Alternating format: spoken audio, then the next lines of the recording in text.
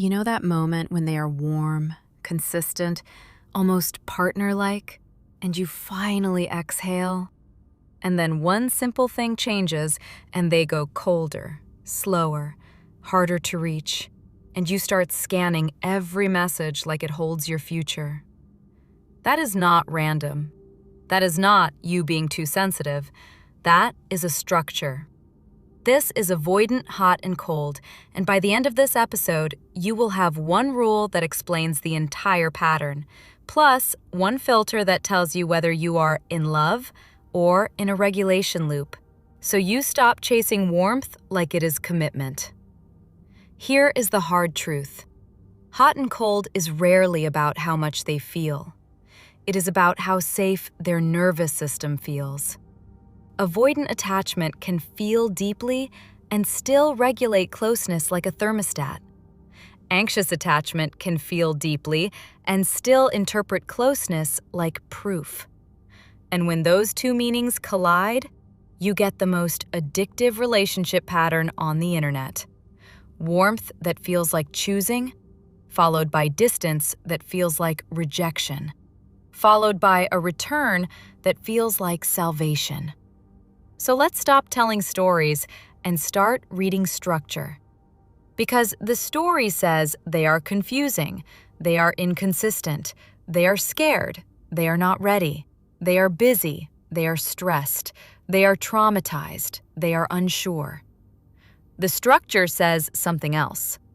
The structure says they move closer when closeness is on their terms, and they move away when closeness has consequences. That is the rule. Warmth is offered when it does not cost them autonomy. Distance appears when closeness starts to feel like responsibility. And if you are anxious, that rule becomes invisible. Because you think, if they were able to be so warm last week, that must be the real them, and the coldness must be an anomaly. But in structure-based thinking, the warm and the cold are not two different people. They are the same person protecting two different internal states. The hot side is connection without threat. The cold side is self-protection when connection starts to carry weight. So the first thing we have to do is define what hot and cold actually is. Hot is contact, affection, attention, pursuit, closeness, future talk, reassurance, intimacy, relationship behavior. Cold is delay, vagueness, withdrawal, reduced affection, reduced effort, less initiation, less emotional availability, less clarity, more excuses, more space. Most people try to solve this with communication. They ask, "Why are you like this?" They explain their feelings. They demand answers. They plead. They become more loving. They become more understanding. They become more patient. And the pattern continues. Because the problem is not that the avoidant does not understand. The problem is that the avoidant uses distance as regulation. They use closeness as pleasure and distance as protection. And until you understand the rule, you will keep treating coldness like a message about your worth instead of a signal about their capacity. Now, here is the next hard truth. Hot and cold is not just inconsistent behavior. It is a training schedule for your nervous system. The anxious system bonds harder to intermittent reward than to steady reward. That is not a personality flaw. That is biology. If warmth is predictable, your mind relaxes. If warmth is unpredictable, your mind becomes obsessed. You start monitoring, anticipating, adjusting, and you call that love. But it is often vigilance. And avoidant hot and cold is essentially an unpredictable reward schedule. The return is the reward. The withdrawal is the distress. The return feels like relief. Your body starts to crave relief more than it craves truth. That is why you can know intellectually that it is unhealthy and still feel pulled. So, the goal of this episode is not to shame you for being pulled. The goal is to make you impossible to manipulate by inconsistency, even when it is not intentional manipulation. Here is the rule again, in the simplest possible language. They are warm when closeness is free. They are cold when closeness becomes accountable. That means there are specific triggers that flip the switch, not magical triggers, predictable triggers. And once you know them, you stop personalizing the cold and you start evaluating the relationship correctly. And here is what the anxious brain does right before the switch flips, and you need to see it because it is the moment you usually blame yourself. You start making meaning out of temperature. You start treating warmth like a contract. You think the good days are evidence and the cold days are a misunderstanding. So you bring a normal request with a soft voice. You try to do it perfectly. You pick the right time. You phrase it gently. You ask for something that should not be risky in a secure bond. And when they pull back, your brain does not say, their system cannot hold accountability. Your brain says, I asked wrong. I ruined it. I moved too fast. I should have waited. I should have been cooler. I should have been less emotional. That is the anxious trap. It personalizes a structural response. But the coldness is not proof you did something wrong. It is proof the relationship is sitting on a fault line. And the fault line is the container. A container means expectations. A container means repair. A container means you can reasonably ask for consistency. And if they cannot tolerate that, they will always flip when you ask for reality. The most common trigger is clarity. The moment you ask, what are we? Where is this going? Are we exclusive? What do you want? What does commitment look like? What do you need from me? What can I expect? The nervous system hears container. Container means expectations. Expectations mean responsibility. Responsibility means pressure. Pressure means loss of autonomy. And then the avoidant does what they have always done to restore internal safety. They pull back. They call it going slow. They call it not wanting labels. They call it being overwhelmed. They call it needing space. They call it not wanting drama. They call it being busy. But under the story is the structure. They are removing the container while trying to keep the connection. That is why it feels like a trap. You get intimacy with no agreement. You get closeness with no protection. You get affection with no plan. And if you are anxious, you try to secure the bond by giving more, being better, asking less, accommodating more. You become softer and quieter and more agreeable. And the avoidant experiences that as relief, because the relationship becomes less demanding and therefore feels safer. Then they get warmer again. The anxious system sees the warmth and thinks, it worked. If I make myself smaller, I get love. And now the loop is installed. So what is the real rule?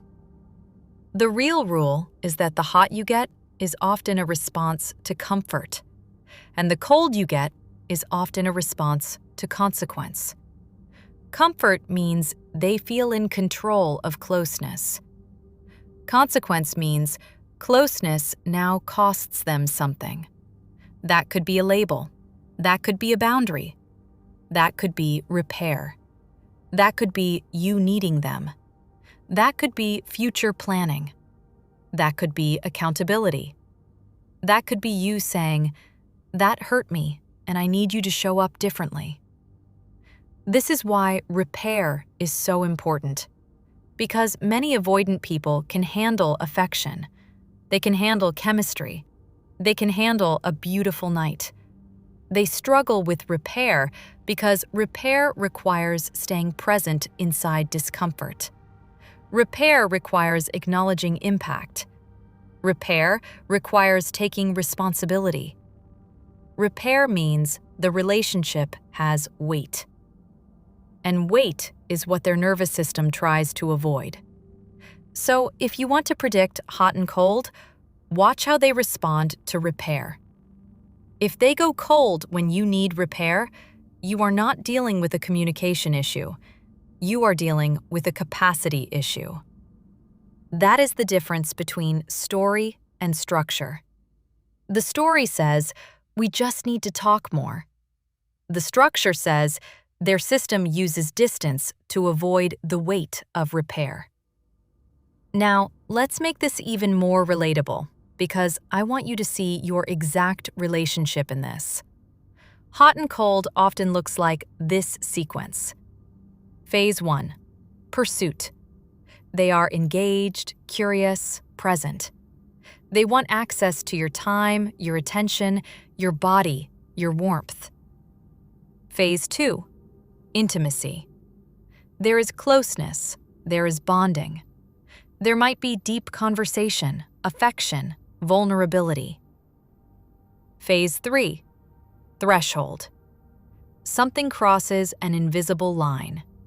Maybe you ask for clarity. Maybe you ask for consistency. Maybe you ask to meet friends. Maybe you ask for a plan. Maybe you express a need. Maybe you set a boundary. Maybe you name the relationship. Phase 4. Deactivation.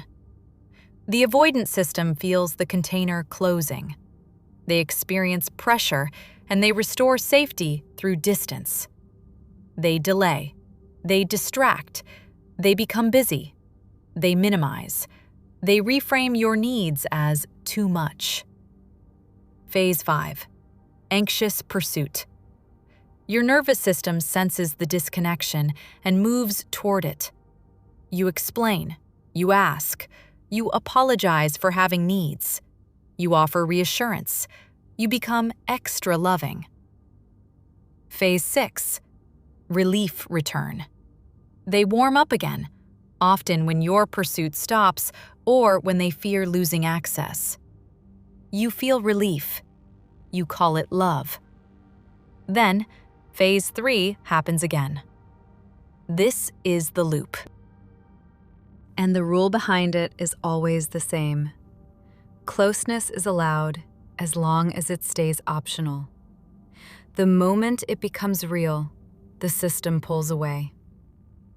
Now let me run you through a real-life simulation so you can recognize the rule in your own body. Week 1 feels easy. They text first, they make plans, they are affectionate, they say things that feel like choosing. You finally relax. Week 2, you ask one normal question. Can we plan next weekend? Can we define exclusivity? Can we talk about what we are? They respond warmly at first. Then they go slower. The replies take longer. The enthusiasm drops. You sense the change, and you try to fix it by being lighter. You send a funny message. You pretend you are not bothered. You swallow the question. They warm back up because the container disappeared again. Then you try again later because you still need clarity. You bring it up gently. They say they hate pressure, or they are stressed, or they do not want labels. They frame your need as the problem. You feel shame, and you backtrack. That night, they are affectionate again. You feel relief. You tell yourself, "See, it is fine. They just need time." But what really happened is not that you solved anything. You removed the consequence, and they returned to comfort. That is the rule in motion. Comfort produces hot. Consequence produces cold. And the more you learn to remove consequence to get warmth, the more your nervous system gets trained to accept instability as the price of connection. So what do you do with this? First, You stop confusing hot with commitment.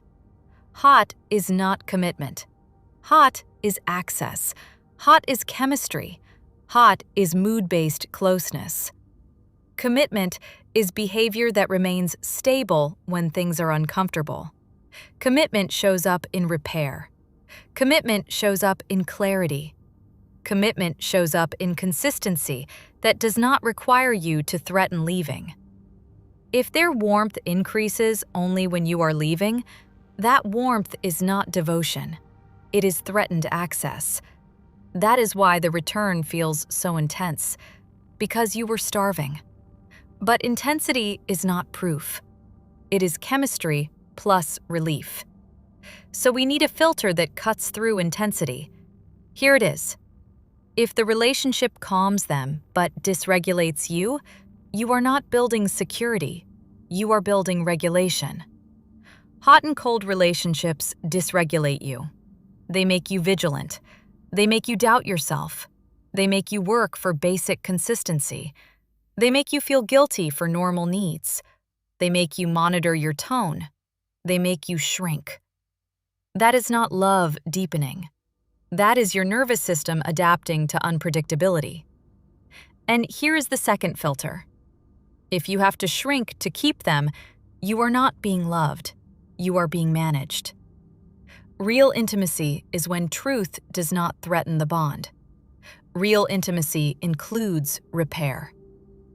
So now we have to get even more precise, because I don't want you to hear this and conclude that all avoidant people are bad or that all distance is manipulation. It's not. Sometimes distance is healthy. Sometimes people need space. The question is, what kind of space?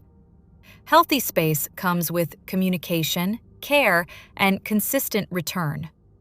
Avoidant deactivation space comes with vagueness, withdrawal, and emotional punishment for needs. Healthy space does not make you doubt your value. Avoidant deactivation makes you feel like your needs are the problem. That is how you can tell. The rule is not distance is bad. The rule is distance used as a response to accountability is a pattern. It means the bond is not being held by shared values. It is being held by one person's comfort threshold. And when a relationship is held by one person's comfort threshold, it will always feel like hot and cold, because the thermostat keeps changing. So how do we stop living at the mercy of someone else's thermostat? We stop paying attention to the temperature, and we start paying attention to the container. You need to know whether you are building a container or just collecting moments. Moments feel good. Containers create safety. Moments create attachment. Containers create security. If your relationship is mostly moments, you will always feel anxious, because there is nothing holding the bond when the mood shifts. So you require container behavior. And container behavior is simple. Clarity, consistency, repair, progression. That is it. Not dramatic speeches, not pressure, not begging. It's a standard. You stop negotiating with mixed signals and you start requiring proof. Proof-based thinking versus hope-based thinking. Hope-based thinking says the hot side is the real side, and if I can just get them to stay there, it will be fine. Proof-based thinking says the cold side is part of the pattern, and it reveals capacity. The cold side is not a glitch. It is the truth about how they respond to wait. So when you see coldness after a normal need, you do not respond by shrinking. You respond by clarifying your standard calmly. I like you. I enjoy this. And I only do relationships that are clear and consistent and can repair. I don't do hot and cold. If you want closeness, it has to come with stability. That is warm. That is not dramatic. That is not a threat. That is a filter. So what does this look like in a response that is warm but unhookable? Not a speech, not a fight, not a long emotional explanation, just a standard. When the pattern flips and you feel the urge to chase, you do the opposite. You simplify. You name the behavior once and you state what you need. I notice we get close and then things go cold when I bring up clarity. I am not available for hot and cold. I need consistency and the ability to repair. Then you stop talking. You do not convince. You do not sell your needs. You do not audition for basic stability. Because the moment you over-explain, you turn your need into a negotiation. And hot and cold survives on negotiation, because negotiation keeps you in the loop. The point is not to force commitment. The point is to stop being available for a bond that can only exist when your needs are minimized. If they can hold the container, they will meet you. If they cannot, they will either punish your clarity or offer a surge to keep access. And your job is to stop mistaking surges for change. Surges are often fear of losing benefits. Change is structure, repeated over time, even when nobody is leaving. And then you watch behavior. People who are capable do not punish clarity. They either step forward or step away. People who want access without commitment will try to keep you in the loop. They will offer a surge. They will become hot again. They will say something sweet. They will promise something later. They will ask for patience. And because you are anxious, your brain will want to accept the surge as proof. This is where you become unhookable. You do not accept surges as proof. You accept structure as proof. A surge is often a reaction to threatened access. A baseline is a choice. So you ask one question. Does the warmth come with progression? Does it come with repair? Does it come with clarity? Does it come with consistent behavior for weeks, not hours? If not, it is hot and cold repeating itself. Now, let's talk about why the rule exists inside the avoidant system. Again, not to excuse it, but to understand what you are up against. Avoidant attachment often develops in environments where closeness came with cost, where needs were not safe, where being emotional created criticism, burden, or abandonment, where reliance on others felt unreliable or dangerous. So the avoidant system learns to be self-sufficient, to minimize needs, to keep control. In adulthood, they may still crave intimacy, but intimacy triggers old danger. That is why they can be warm in a moment and cold the next. The warmth is the part of them that wants connection. The cold is the part of them that protects control. When intimacy is optional, it feels safe. When intimacy becomes expected, it triggers danger. That is the rule again. Free closeness is allowed. Accountable closeness is threatening. So the avoidant person will often unconsciously create conditions that keep closeness free. They will keep labels ambiguous. They will keep future plans flexible. They will keep the relationship undefined. They will keep repair minimal. They will keep you guessing. They may not call it control, but it is regulation. It protects autonomy. And the anxious person will often unconsciously accept these conditions because they believe that if they are easy enough, they will be loved consistently. So, they become low maintenance. They stop asking. They endure. They accept crumbs. And the avoidance system feels relieved. And relief looks like love. Then the avoidant gets warm again, Then the anxious person feels rewarded, and the bond becomes a loop.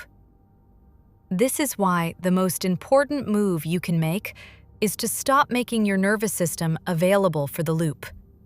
You do that by scaling your access to match their commitment. If they are undefined, they get limited access. If they are inconsistent, they get less of your emotional labor. If they withdraw when you need repair, they don't get the privilege of intimacy without accountability. This is not punishment. This is congruence. It is you refusing to fund a structure that hurts you. Now let's make that practical without turning it into an exercise. You stop responding to coldness with over-explaining. Over-explaining is the anxious attempt to secure the bond by proving your intentions. But in hot and cold, over-explaining teaches the other person that they can withdraw and you will chase. That keeps the thermostat in their hands. Instead, you respond with calm clarity. You name the pattern once, without blaming. I notice when we get closer and I ask for clarity, you pull back. I'm not available for a connection that goes hot and cold. I need consistency and repair. And then you pause. You stop filling the space. You stop trying to rescue the moment. You let them show you what they are capable of. Because this is the truth. Hot and cold cannot exist if you stop chasing the temperature. The loop needs your pursuit. It needs your overfunctioning. It needs your hope. When you stop feeding it, two things happen. Either they step into consistency, or the connection ends. Both outcomes are protection. Because the worst outcome is not ending. The worst outcome is staying for years in a loop that trains you to accept less than you need. Now, let's address the most common objection your brain will throw at you. But they were so good. But we had such a strong connection. But they said they care. But they came back. But they were vulnerable. But we are so compatible. All of that can be true, and the structure can still be unsafe. Because connection is not the same as capacity. A person can have feelings and still not have the capacity to hold a container. That is why PsychBond always comes back to the same question. Is this feeling or capacity? Is this surge or consistency? Is this attachment or regulation? Hot and cold is almost always regulation, not security. So your job is not to interpret their feelings. Your job is to evaluate their capacity. Capacity shows up in what they can do when it is uncomfortable. Can they talk? Can they repair? Can they be consistent? Can they tolerate your needs without punishing you? Can they define the bond without disappearing? That is capacity. If they can, you have a real path. If they cannot, you have clarity. And clarity is the beginning of peace. And if you want one more test that is quietly devastating in how accurate it is, watch what happens when you stop managing the relationship for them. Stop reminding. Stop initiating. Stop smoothing tension. Stop making yourself easy. Not as a game, but as a return to your natural self. In secure love, the bond does not punish you for being real. In hot and cold, the bond is often held together by your overfunctioning. So when you stop overfunctioning, the structure reveals itself. A capable partner moves toward you with consistency because consistency is who they are. An avoidant hot and cold system often responds with one of two things. Either a longer cold spell that tries to reset you into chasing again, or a short surge designed to reattach you without changing the container. Both are data. Neither is proof of safety. Proof of safety is boring in the best way. It is predictability. It is repair. It is behavior that does not depend on you disappearing. That is why the goal is not a hot or hot. The goal is no cold. The goal is a bond where your nervous system can stop scanning and start living. Now, I want to give you the single most useful sentence you can carry into any hot and cold situation. Here it is. I am not available for closeness that disappears when it has consequences. That sentence is not an attack. It is not dramatic. It is simply true. It tells you whether the person wants connection or just comfort. Because comfort-based connection avoids consequence. Connection with capacity can hold consequence. And consequence does not mean conflict. It means reality. It means being known. It means being chosen. It means being accountable. It means being in something that has a name and a future and repair. So if you are listening and realizing you have been living inside hot and cold, I want you to leave with the rule and the filter. The rule is that they are warm when closeness is free and cold when closeness becomes accountable. The filter is that if the relationship calms them but dysregulates you, it is a regulation loop, not security. And the final insight is the one that sets you free. You cannot earn consistency by performing. You can only get consistency from capacity. That means the moment you stop bargaining with your needs, you stop being available for hot and cold. You start requiring calm love. You start requiring repair. You start requiring structure. And if peace feels unfamiliar, it is because you have been living in almost. But peace is not boring. Peace is safe. Peace is what love feels like when it is not trying to prove itself. And the moment you start requiring that, the loop begins to collapse. Welcome to PsychBond. You're safe here.